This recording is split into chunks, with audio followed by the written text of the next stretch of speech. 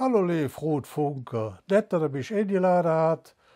Und ich tue dich jetzt eine kleine Geschichte erzählen aus der Zeit, direkt am Krieg, als wir bettelarm waren und viel Hunger hatten. Die Geschichte heißt Kartoffeln im Stiefel und die ist wirklich so passiert. Vielleicht hätte die Oma und der Opa andere Wörter gebraucht, aber passiert ist sie genau so. An einem Dezemberabend in der Wirtschaftswunderzeit waren wir bei meinen Schwiegereltern zu Gast. Wir Männer saßen vor dem Fernsehapparat und sahen uns die Sportschau an. Christina, eins der Enkelkinder, tollte durch das Zimmer und sie störte uns sehr. Dann wurde es meinem Schwiegervater zu bunt. Er schnappte sich die Kleine und sagte mit strenger Stimme: Also, du klein Hummel, wenn der Wieger so ne Krach mäß, da bringt er die heilige Barbara dies nach, nur Kartoffel in die Stiefelscher, die du draußen für die Tür gestellt hast. Das zeigte Wirkung. Der Wildfang wurde merklich ruhiger. Aber auch bei mir hatten diese Worte gewirkt. Öffnete sie doch eine Tür in meinen Erinnerungen und schickte meine Gedanken weit zurück in die Vorweihnachtszeit im Jahr 1945. Damals musste ich bei Anbruch der Dunkelheit sofort nach Hause zu meinen Großeltern. Auf den unbeleuchteten und oft noch von Trümmerschutt bedeckten Straßen wurde es dann viel zu gefährlich.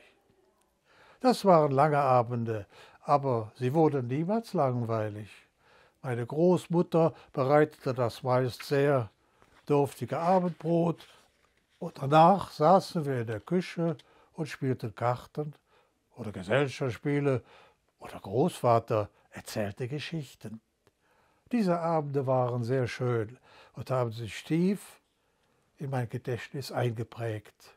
Sie schufen uns eine Oase der Ruhe und Zufriedenheit inmitten der vom Krieg zerstörten Stadt.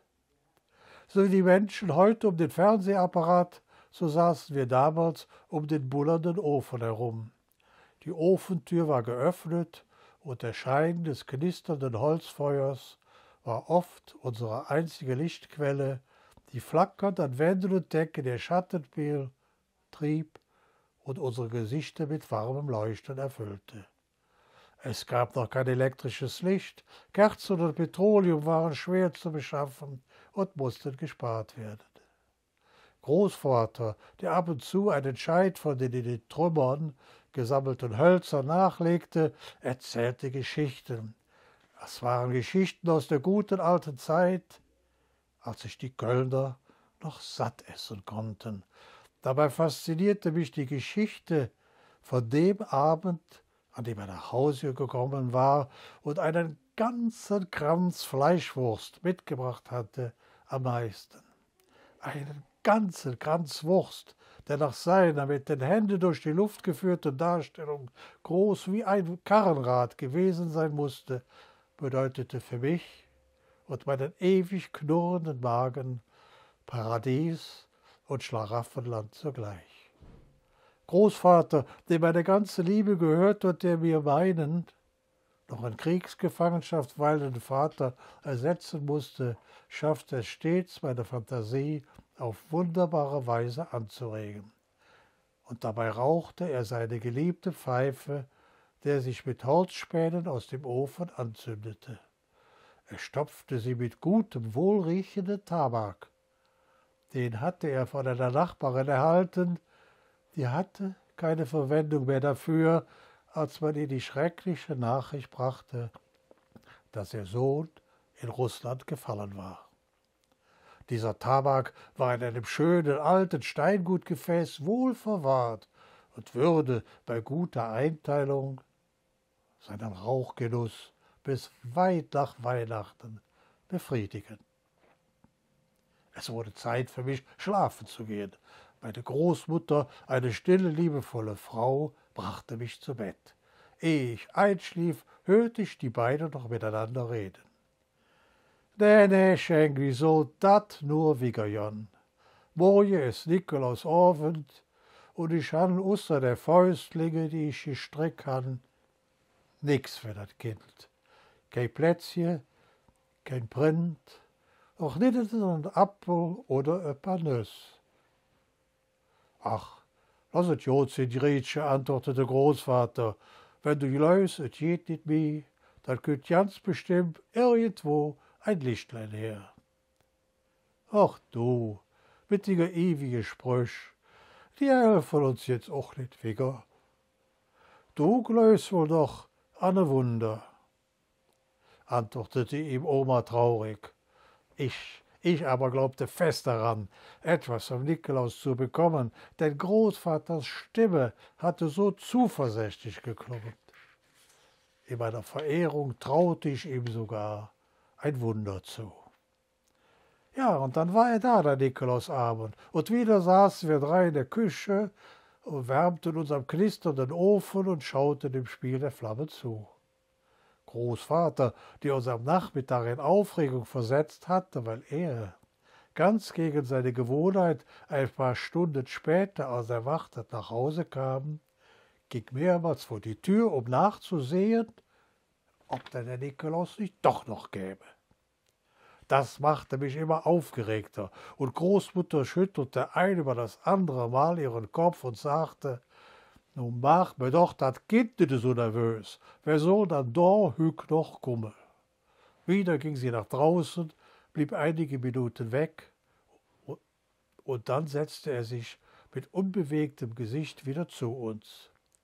Auf meinen fragenden Blick zuckte er nur mit den Schultern.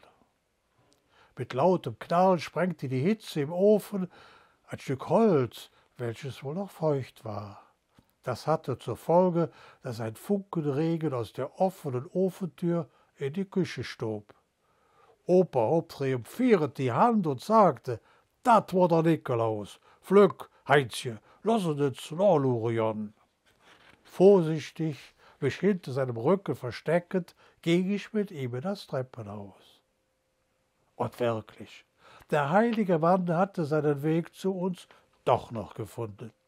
Meine Schuhe, deren altes und geflicktes Leder ich am Nachmittag vergeblich auf Hochglanz hatte bringen wollen, standen neben Omas Pantoffeln und Opas Gummistiefeln. Und alle waren sie gefüllt mit herrlichen Gaben. Doch besser gesagt, damals waren es herrliche Dinge. Heute hatte man den gleichen Inhalt der kleinen Christine als schlimme Strafe angedroht.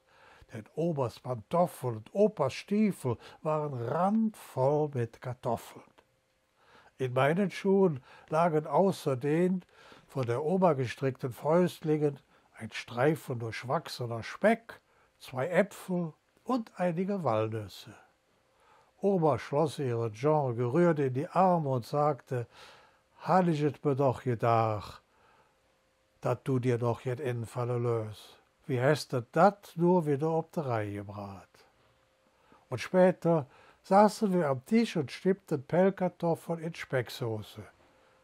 Das war ein richtiges Festessen, an dem wir alle noch einmal satt wurden. Der von Großmutter mit 2 Kerzen und einigen Tannenzweigen geschmückte Tisch ließ sogar eine echte Vorweihnachtsstimmung aufkommen. Nach dem Essen holte Großvater seine Pfeife vom Schrank. Sie hatte dort schon den ganzen Abend fertig gestopft gelegen. Er zündete sie an, und dann lehnte er sich zurück, legte seinen Arm um meine Schultern und rauchte voller Genuss. Dann klopfte er seine Lieblingspfeife sorgfältig aus und legte sie ebenso sorgfältig in sein Tabakgefäß aus Steingut. Und dabei sah ich, dass es völlig leer war. Er hatte seinen kostbaren Schatz, der er im Rauchgenuss für fast einen Monat gebracht hätte, bei einem Bauern für unser Abendessen eingetauscht.